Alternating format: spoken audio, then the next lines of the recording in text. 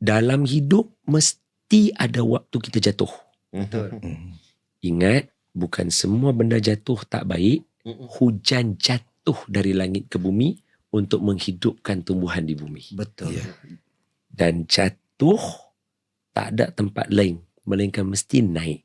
So naikkan semangat, naikkan ibadah, naikkan buah fikiran kita, naikkan kematangan kita.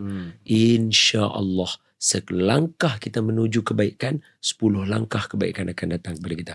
Jangan mengejar kejayaan, kerana ramai orang kejar kejayaan buat benda jahat. Jadi orang berjaya, kejayaan akan sampai dekat kita. Wah, Allah. Tadi bila Ustaz cakap pasal hujan tu, saya ada teringat satu kata-kata, belajarlah menari dalam hujan.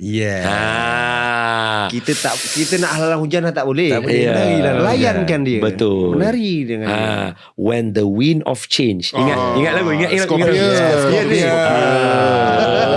To the Nanaguki Park, listen to the wind of change. Okay. Take me. Okay, tengok. When the wind of change blow, some people build wall, while others build windmill.